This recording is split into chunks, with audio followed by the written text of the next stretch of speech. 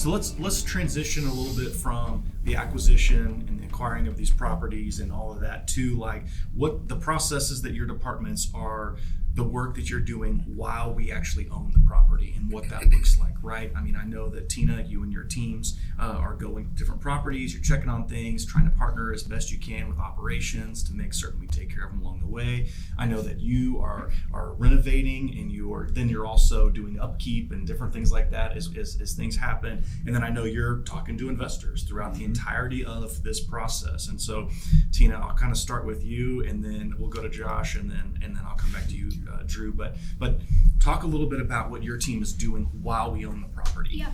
So after takeover, that's really when our asset managers start to regularly go on site.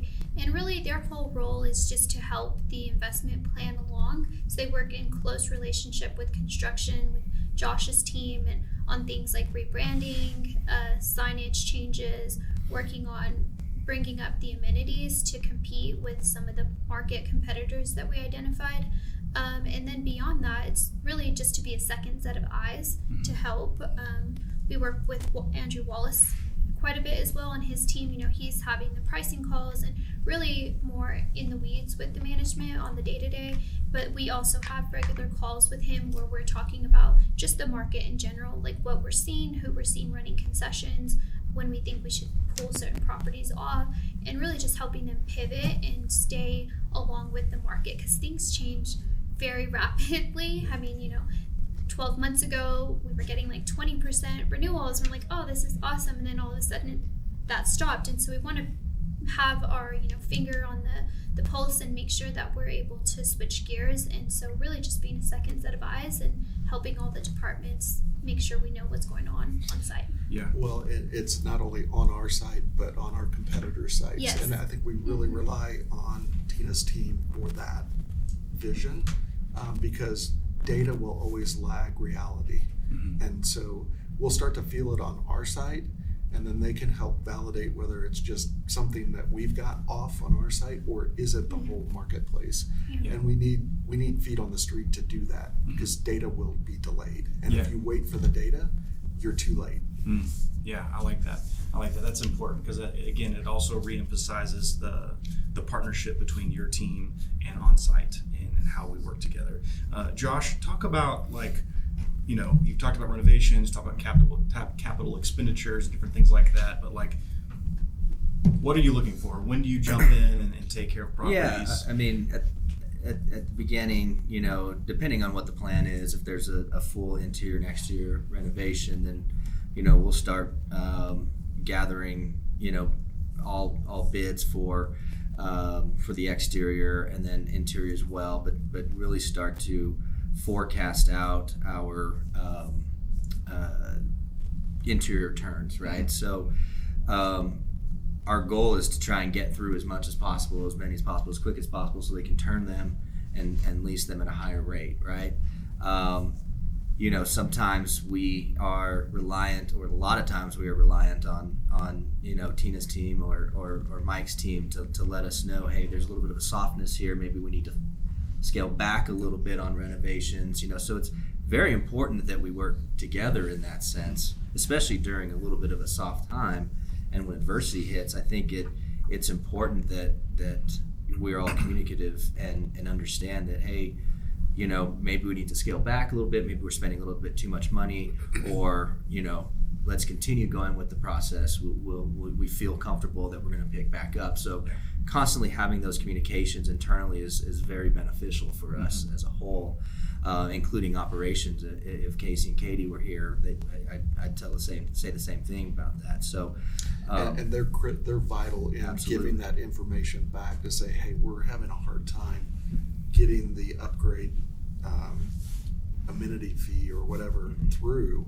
Should we cut back a little bit, or not do anything for a period of time until rents rebound a bit? So it is constant. I think people sometimes think you make a plan when you go to acquire a property, and that's the plan. That's not what happens. Yeah. I mean, it is a good plan. It's a plan that's got the best thinking of what's going on at that time, but then the market influences happen or things on property happen that we didn't know about, the plan changes. So all people have to say, all right, we still have to hit the number at the bottom of that plan. What can we change to get there? Is it revenue? Is it expense? Some of both? Capital? It's a constant massage of where do we go to make the bottom line still work out. 5 years ago, what Tina's team would put together as underwriting, or what they would call a pro forma, that was really what was set for the property for the time we owned it. That was the plan. And we just said, we know that plan is as good as it can be at the time, but it's got to change.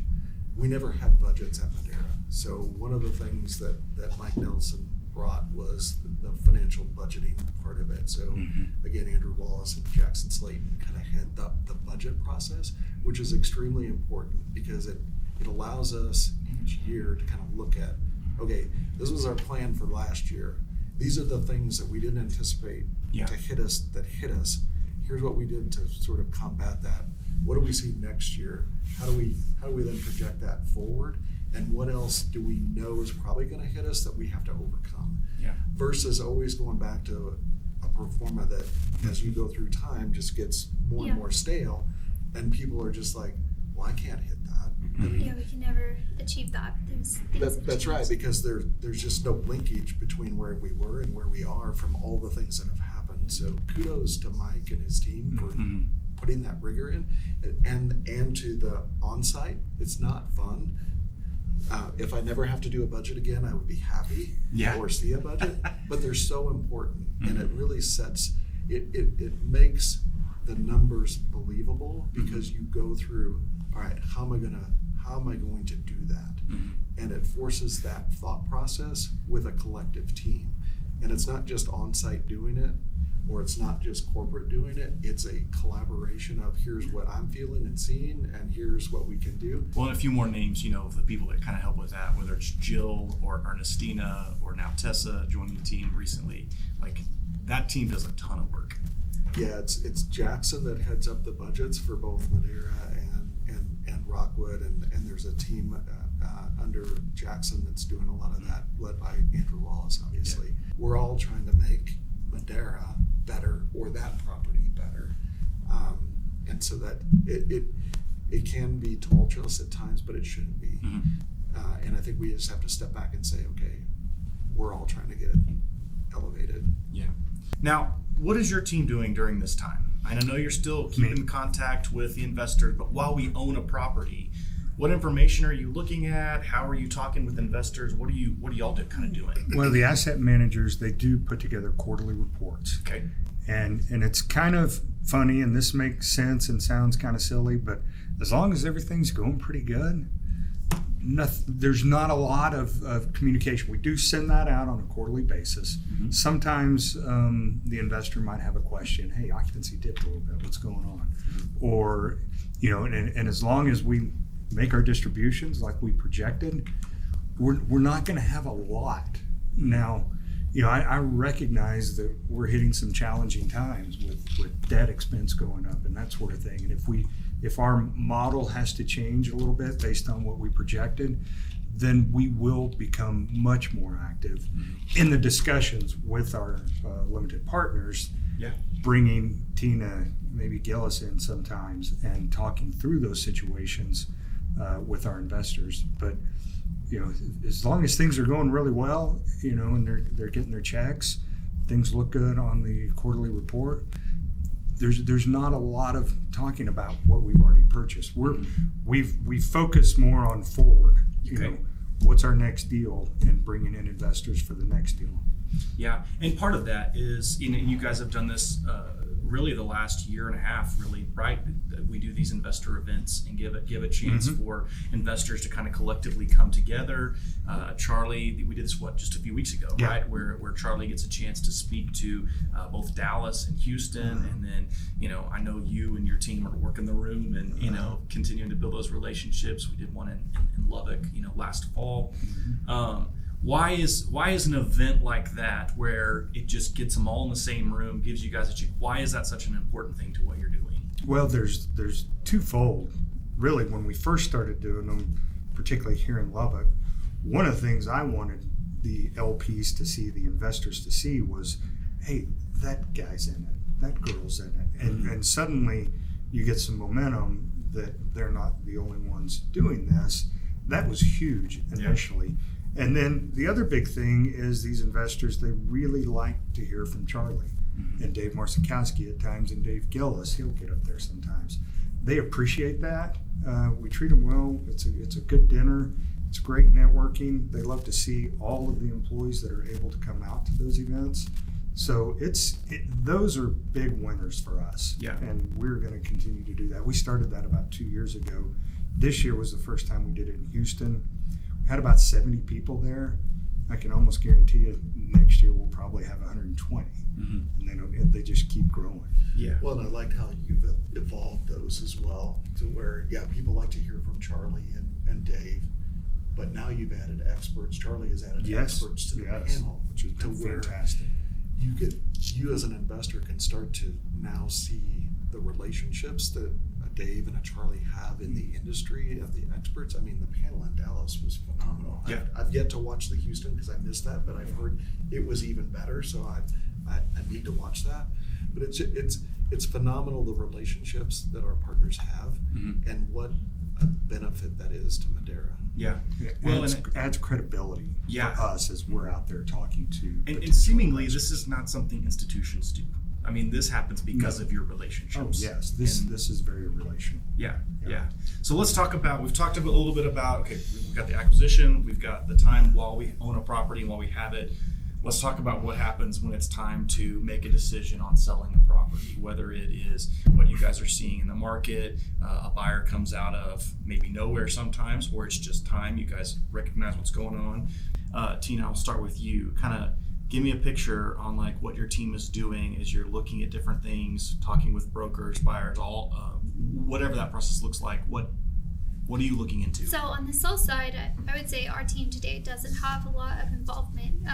We used to earlier on, but as we've grown in size and scale, a lot of times we're like Drew, we're looking for the next opportunity, and a lot of the sales stuff has been shifted back to finance and to Mike's team. And I would say it probably starts with Charlie going back around and say, hey, I think it's about time for us to get ready to get this one out the door. And one of the unique things about Madera is we typically go back to the same brokers who brought us the property. We go back and list it with them to sell. So all of those brokers know when they bring Madera a deal, they're going to get it on the front end as well as the back end. So that, again, just helping to solidify those relationships. Genius, by the way. We go back to the same brokers, and then they work a lot with finance as well as on-site and management, and they start to ready the property. They start to figure out what's inside and how we're going to market it.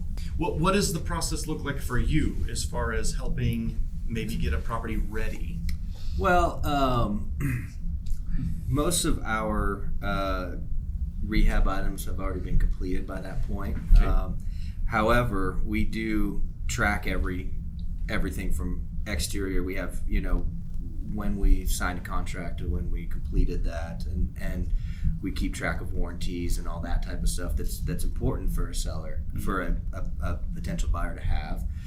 We also keep track of every interior unit that we touched, as well as a cost with that. And so that allows us to give the buyer some data.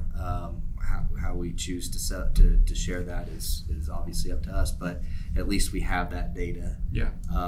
And so we're keeping track of everything, and we actually had that on a current asset that broker was asking some questions about a tracking sheet, and we got that to him, and so I think even after the renovation has been completed, also we're still involved in certain CapEx items and that we might need to cure before the I would say our asset managers also start to circle back around to properties and help identify some of those things. I mean, Wallace's team is pricing. We want to make sure that we're giving the on-site team the resources that they need in order to achieve the goals, and so we're making sure that nothing gets missed. And at the time that we start to maybe think about, like, hey, we need a stabilized occupancy and we need to reduce the bad debt collections down so we can get ready to eventually, and really I think today the market, we're not actively looking, we're kind of further out. As the market starts to turn, maybe then it'll be a good time to start. Yeah, I mean, just as we say, we want to buy everything we can today. There's not a lot on the market, and there's not a lot of buyers out there. Yeah. Particularly Unless we get some of those, like you're saying, the Unicorns, unicorns that yeah, come out for of some nowhere. reason. But I say we're not, gung ho to like, oh, let's go list something tomorrow, just because the buyer pool is shorter, and we want to be sure that we get. Yeah, which means there may be some assets that we are going to hold longer that we wouldn't in a typical market hold longer, which probably means Josh and his teams are going to have to go out and help us sort of keep things to where when we do get to that sell point, that people don't look at it and like, oh, well, they deferred a lot of maintenance. Yeah, Because we let it didn't. go. So, Yeah. and Josh has also added resource, Richard in Houston. I think we're going to add somebody in Dallas that sort of is that person that our on-site people can go to when they have something going on that it's not a normal thing, and they just need somebody they trust to come in and help them solve whatever it is. And if I hear Richard's name, and it's not in vain at all, it's in. I love Richard. Every time I'm in Houston, it's like, oh, I'm going to get Richard to come look at this. And so it's a great resource for on-site to have, and not be burdened down with something that's a one-off for them, but he's probably seen 100 times.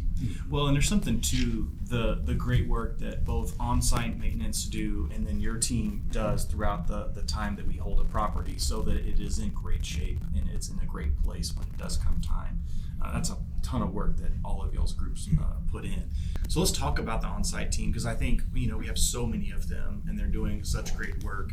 I think from y'all's perspective and from your departments, for you guys, what makes the on-site teams so special? Like, what are you seeing? What do you love about them? And what do you see in whether it's their work ethic or even just their integrity and character with the work that they do each day?